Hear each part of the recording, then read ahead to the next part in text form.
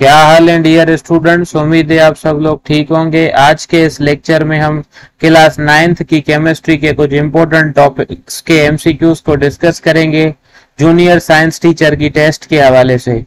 इससे पहले भी हमने केमिस्ट्री क्लास 9th के कुछ एमसीक्यूज को डिस्कस किया था, वो कुछ बेसिक कॉन्सेप्ट्स के एमसीक्यूज थे। अब ये कुछ मेन टॉपिक्स के जो है एमसीक्यूज हैं। अगर आपने वो लेक्चर नहीं देखा तो इस लेक्चर की डिस्क्रिप्शन में जाएं, उस लेक्चर की लिंक आपको वहां पर मिल जाएगी। तो चलिए टाइम ना वेस्ट करते हुए स्टार्ट करते हैं। पहला क्वेश्चन है, a formula which shows actual number of atoms in a molecule और अ कंपाउंड इज कॉल्ड। ऐसा फार्मूला जो हमें किसी भी मॉलिक्यूल या कंपाउंड में मौजूद एटम्स का एक्चुअल नंबर बताए, एग्जैक्ट नंबर बताए कि किस मॉलिक्यूल में कितने एटम हैं, तो उसे हम क्या कहते हैं? उसे हम जो है मॉलिक्यूलर फार्मूला कहते हैं। A is the correct choice. For example हमारे पास जो है ग्लूकोज का जो है मॉलिक्यूलर फार्मूला है, ठीक है। Molecular formula of glucose is C6H12O6, ठीक है। अब ये जो फार्मूला है हमें बता रहा है कि ग्लूकोज में 6 जो है वो कार्बन है, 12 हाइड्रोजन है और 6 जो है ऑक्सीजन है। तो ये जो है इसका मॉलिक्यूलर फार्मूला हो गया, ठीक है। तो मॉलिक्यूलर फार्मूला हमें बताता है कि किसी भी कंपाउंड या मॉलिक्यूल में कौन से एटम है और कितने एटम है। नेक्स्ट है, a formula which shows the simplest ratio of atoms present in a molecule और अ कंपाउंड इज कॉल्ड। ऐसा फार्मूला जो हमें किसी मॉलिक्यूल या कंपाउंड में मौजूद एटम्स का सिंपलेस्ट रेशियो बताए, एक्चुअल नंबर ना बताए, सिर्फ उसका सिंपलेस्ट रेशियो बताए, तो उसे हम क्या कहते हैं? उसे हम एम्पिरिकल फार्मूला कहते हैं। एम्पिरिकल फार्मूला में ये तो बताता है कि किस कंपाउंड में कौन से एटम है, मगर ये नहीं बताता कि कितने हैं।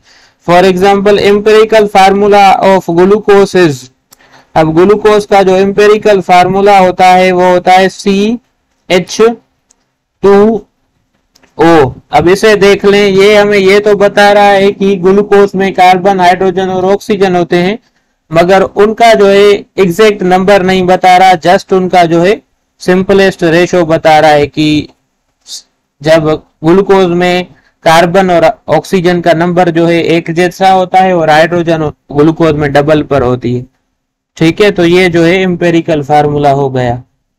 उसके बाद नेक्स्ट है, electron was discovered bye. Electron जो है किसने डिस्कवर किया था? तो इलेक्ट्रॉन जो था वो जे थॉमसन ने डिस्कवर किया था। A is the correct choice. Next है, proton was discovered by. Proton किसने डिस्कवर किया था, आइडेंटिफाई किया था? तो बी जो है इसका आंसर है, गोल्डस्टीन ने जो है प्रोटॉन डिस्कवर किया था। थर्ड है, neutron was discovered bye. Neutron किसने डिस्कवर किया था? न्यूट्रॉन जो था वो जेम्स चैडविक ने डिस्कवर किया था। सी इज द करेक्ट चॉइस। और नेक्स्ट है, nucleus of atom was discovered bye. Atom का न्यूक्लियस किसने डिस्कवर किया था? तो एटम का न्यूक्लियस जो है रदरफोर्ड ने डिस्कवर किया था, ठीक है। नेक्स्ट है, who said that the mass of atom is concentrated with in nucleus. कौन सा ऐसा साइंटिस्ट था जिसने कहा था कि एटम का जो मास होता है वो उसके न्यूक्लियस में कलेक्टेड होता है, जमा हुआ होता है, या उसका मास न्यूक्लियस में होता है? तो ये बात भी जो है रदरफोर्ड ने कही थी। नेक्स्ट है, proton is blank time heavier than electron. Proton कितने टाइम हेवियर है इलेक्ट्रॉन से? तो प्रोटॉन जो है 1836 टाइम हेवियर है इलेक्ट्रॉन से। मैं आपको एक एग्जांपल देता हूं इसको समझाने के लिए। अगर इलेक्ट्रॉन का मास 1 ग्राम है तो प्रोटॉन का जो मास होगा वो होगा 1836 ग्राम। इतना डिफरेंस है इनके मास का।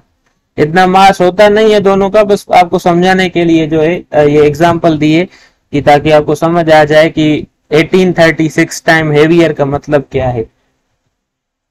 उसके बाद नेक्स्ट है, which of the following is the heaviest particle of atom. कौन सा ऐसा पार्टिकल एटम का जो सबसे हेवी है, जिसका मास सबसे ज्यादा है? तो C is the correct choice. Neutron जो है हेवीएस्ट पार्टिकल है एटम का। उसके बाद नेक्स्ट है, number of electron is always equal to the number of blank in the atom. Electrons का तादाद और एक दूसरे पार्टिकल का तादाद हमेशा सेम होता है एटम के अंदर, वो कौन सा पार्टिकल है? तो वो जो है वो प्रोटॉन है। ए इज द करेक्ट चॉइस। कभी कभी न्यूट्रॉन ज्यादा होते हैं इलेक्ट्रॉन से, मगर एटम में इलेक्ट्रॉन और प्रोटॉन का तादाद सेम होता है। नेक्स्ट है electron possess blank charge, atom possess blank charge. Atom के ऊपर कौन सी चार्ज है? एटम के ऊपर कोई भी चार्ज नहीं है। एटम एक न्यूट्रल जो है पार्टिकल है। नेक्स्ट है spontaneous emission of radiation from the nucleus of N unstable element is called. Spontaneous means continuous, emission means release होना, बाहर निकलना। जब भी किसी एटम अनस्टेबल एटम के न्यूक्लियस से रेडिएशन यानी कि रेज बाहर निकले कंटिन्यूअसली, बंद भी ना हो, तो इस प्रोसेस को क्या कहते हैं? इस प्रोसेस को हम रेडियो एक्टिविटी कहते हैं। D is the correct choice. उसके बाद नेक्स्ट है radio activity was discovered bye. Radio activity को किसने डिस्कवर किया था? तो रेडियो एक्टिविटी को जो है हेनरी बेकरल ने डिस्कवर किया था। B is the correct choice. उसके बाद नेक्स्ट है mass of electron is. Electron का मास कितना है? इलेक्ट्रॉन का मास होता है 9.11 इंटू 10 पावर -31 kg। नेक्स्ट है mass of neutron is. Neutron का मास कितना है? न्यूट्रॉन का मास होता है 1.76 इंटू 10 पावर -27 kg। उसके बाद नेक्स्ट है mass of proton is. Proton का मास कितना है? प्रोटॉन का मास होता है 1.67 into 10 power -27 kg। B is the correct choice. When an electron moves from a higher energy level to a lower energy level, it loses energy or it gains energy or its energy remains same। अब इस MCQs को समझने के लिए मैं आपको एक diagram जो है दिखाऊंगा, उसके बाद इस एमसीक्यूज को समझाऊंगा। एनर्जी लेवल को हम शेल भी कहते हैं या ऑर्बिट भी कहते हैं। तो ये एमसीक्यूज आपके पास ऐसे भी टेस्ट में आ सकता है कि when an electron moves from a higher shell to a lower shell, तब उसमें क्या चेंजेस आते हैं। पहले तो आप जो है हायर और लोअर का कॉन्सेप्ट समझ लें। अब ये हमारे पास जो है एक एटम है। इस एटम के अंदर आप जो ये लाइंस देख रहे हैं जो न्यूक्लियस के बिल्कुल जो है करीब हैं, इन्हें जो है हम लोअर शेल कहते हैं। ठीक है, जो न्यूक्लियस के बिल्कुल करीब है उसे हम लोअर शेल कहते हैं। और जो न्यूक्लियस से दूर है, जैसे कि ये लास्ट वाली लाइन है, ये जो है न्यूक्लियस से बिल्कुल दूर है, तो इसे जो है हम बेसिकली हायर शेल कहते हैं। एक ऐसा शेल जो न्यूक्लियस से दूर हो उसे हायर शेल कहते हैं, जो न्यूक्लियस के करीब हो उसे हम लोअर शेल कहते हैं। जब भी कोई इलेक्ट्रॉन, जैसे कि सबसे बाहर वाला जो मींस शेल है उसका इलेक्ट्रॉन यानी कि हायर शेल वाला इलेक्ट्रॉन अंदर जो शेल हैं जो न्यूक्लियस के करीब हैं, जैसे कि ये हो गया, तो हायर शेल वाला इलेक्ट्रॉन जैसे भी जब भी जो है जंप करता है लोअर शेल वाले इलेक्ट्रॉन्स के अंदर, तब क्या होता है? तब जो है वो इलेक्ट्रॉन जो है अपनी एनर्जी जो है लूज करता है, उसके बाद जो है वो उसमें जला जाता है। ठीक है, लेट सपोज एक शेल ये है और दूसरा शेल जो है ये है। तो अब अगर इस शेल में कोई इलेक्ट्रॉन मौजूद है और वो इस शेल में जाना चाहता है यानी कि हायर से लोअर, तो उसे अपनी जो एनर्जी होगी वो लूज करनी पड़ेगी। उम्मीद है आपको ये कॉन्सेप्ट समझ में आया होगा। अगर नहीं आया है तो आप कमेंट सेक्शन में पूछ सकते हैं, मैं फिर से क्लियर करवा दूंगा। नेक्स्ट है when an electron moves from a lower energy level to a higher energy level.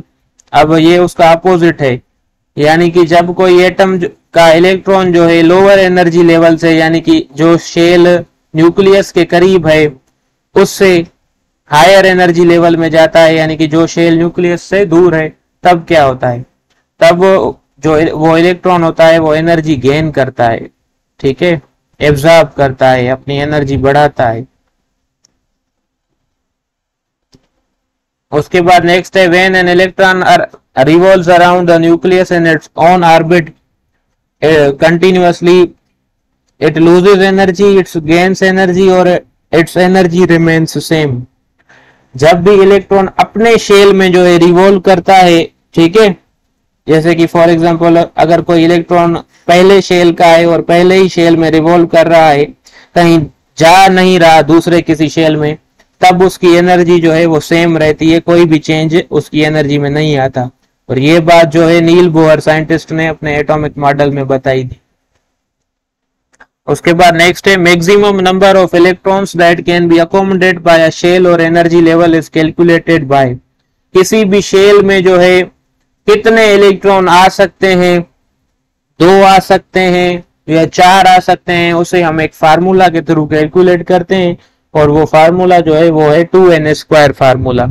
और इस फार्मूला में जो n लिखा हुआ है ना, उसका मतलब होता है नंबर ऑफ शेल, ठीक है। अगर फॉर एग्जांपल हम k शेल के लिए जो है कैलकुलेट कर रहे हैं कि उसमें इलेक्ट्रॉन कितने आएंगे, अब k जो है वो फर्स्ट शेल है, तो हम जो फार्मूला है 2n², इसमें n की जगह पर लिखेंगे 1, ठीक है, और 1 के ऊपर स्क्वायर देंगे फार्मूला वाला, ठीक है। तो अब 1 का जो स्क्वायर होता है बेसिकली वो 1 ही आएगा। आगे हम क्या करेंगे, 2 से जो है 1 को मल्टीप्लाई कर देंगे।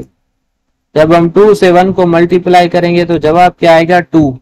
तो के शेल में मैक्सिमम कितने इलेक्ट्रॉन आ सकते हैं, के शेल में जो है मैक्सिमम 2 इलेक्ट्रॉन आ सकते हैं। तो इस फार्मूला के थ्रू हम जो है ये कैलकुलेट करते हैं कि किसी भी एटम के शेल में मैक्सिमम इलेक्ट्रॉन कितने आएंगे। अगर ये बात आपको समझ नहीं आई तो आप जो है ये याद भी कर सकते हैं, कोई इशू नहीं है, बिल्कुल सिंपल सी बात है। अब देखें, maximum number of electrons that can be accommodated by K shell is. अब के शेल में मैक्सिमम कितने इलेक्ट्रॉन आएंगे, 2 इलेक्ट्रॉन आएंगे मैक्सिमम। आप बस याद कर लें अगर आपको ये फार्मूला समझ नहीं आया तो। उसके बाद नेक्स्ट है maximum number of electrons that can be accommodated by L shell are. L shell में मैक्सिमम कितने इलेक्ट्रॉन आएंगे, बी 8 इलेक्ट्रॉन आएंगे। उसके बाद नेक्स्ट है maximum number of electrons that can be accommodated by M shell are. M shell में maximum कितने electron आएंगे, 18 इलेक्ट्रॉन आएंगे, सी। उसके बाद नेक्स्ट है maximum number of electrons that can be accommodated by N shell are. N shell में ज्यादा से ज्यादा कितने इलेक्ट्रॉन आएंगे, तो डी 32 इलेक्ट्रॉन्स आएंगे, ठीक है, 32 इलेक्ट्रॉन्स। मैं ये थोड़ा सा क्लियर कर दूं ताकि आपको प्रॉपरली दिखे, ठीक है। उसके बाद नेक्स्ट है विच ऑफ द फॉलोइंग सब shells or orbitals are present इन के शेल। अब फिर शेल के अंदर जो है एक दूसरी चीज मौजूद होती है जिसे हम सब शेल कहते हैं या ऑर्बिटल कहते हैं। फॉर एग्जांपल ये हो गया शेल, इस शेल के अंदर जो है एक दूसरी चीज होती है जिसे हम सब शेल या ऑर्बिटल कहते हैं, ठीक है। ये सब शेल है या ऑर्बिटल है जहां पर इलेक्ट्रॉन रहता है, ठीक है। शेल ऐसा समझ लें कि एक शहर है और सब शेल या ऑर्बिटल उस शहर में मौजूद किसी बंदे का घर है, ठीक है। इलेक्ट्रॉन रहता तो शेल में है, मगर शेल में भी एक स्पेसिफिक एरिया में रहता है जिसे हम सब शेल कहते हैं या ऑर्बिटल कहते हैं। और हर एक शेल में ऑर्बिटल्स का नंबर डिफरेंट होता है। अब के शेल में एक ही ऑर्बिटल मौजूद होता है, उसे हम एस ऑर्बिटल कहते हैं। उसके बाद नेक्स्ट है विच ऑफ द फॉलोइंग सब shells or orbitals are present in L shell. L shell में कौन से ऑर्बिटल प्रेजेंट होते हैं, एल शेल में 2 ऑर्बिटल प्रेजेंट होते हैं, एक एस और दूसरा पी, तो डी जो है इसका करेक्ट ऑप्शन है। नेक्स्ट है विच ऑफ द फॉलोइंग सब shells or orbitals are present in M shell. M shell में कौन से ऑर्बिटल्स प्रेजेंट होते हैं, एम शेल में 3 ऑर्बिटल्स प्रेजेंट होते हैं, एस पी डी, तो D is the correct choice. उसके बाद नेक्स्ट है विच ऑफ द फॉलोइंग सब shells or orbitals are present in N shell, N shell में कौन से ऑर्बिटल्स होते हैं, तो एन शेल में ये चारों ऑर्बिटल्स होते हैं, S P D and F. ठीक है, अब जैसा कि मैंने बताया कि इलेक्ट्रॉन रहता शेल में है, मगर शेल के अंदर सब शेल में रहता है, शेल इलेक्ट्रॉन का शहर है और सब शेल इलेक्ट्रॉन का या ऑर्बिटल इलेक्ट्रॉन का घर है, और एक बंदा रहता अपने घर में है, ठीक है, शहर में रहते हुए भी। तो ये भी क्वेश्चन आ सकता है कि ऑर्बिटल में मैक्सिमम कितने इलेक्ट्रॉन आ सकते हैं किसी भी ऑर्बिटल में। ठीक है, तो अगर आपसे ये पूछा जाए कि एस ऑर्बिटल में कितने इलेक्ट्रॉन आ सकते हैं, एस ऑर्बिटल में अकोमोडेट यानी कि एस ऑर्बिटल जगह दे सकता है कितने इलेक्ट्रॉन को, तो 2 इलेक्ट्रॉन को एस ऑर्बिटल जो है रख सकता है। और पी ऑर्बिटल में अकोमोडेट, पी ऑर्बिटल में जो है वो 6 इलेक्ट्रॉन्स जो है आ सकते हैं। नेक्स्ट है एफ ऑर्बिटल में अकोमोडेट, एफ ऑर्बिटल में जो है 14 इलेक्ट्रॉन्स आ सकते हैं, डी। और लास्ट है आज का एमसीक्यूज, डी ऑर्बिटल में अकोमोडेट, डी ऑर्बिटल में कितने इलेक्ट्रॉन आते हैं, तो डी ऑर्बिटल में 10 इलेक्ट्रॉन आते हैं। उम्मीद है आपको ये लेक्चर समझ में आया होगा। अगर इससे रिलेटेड कोई भी क्वेश्चन आए तो आप कमेंट सेक्शन में पूछ सकते हैं। Thanks for watching.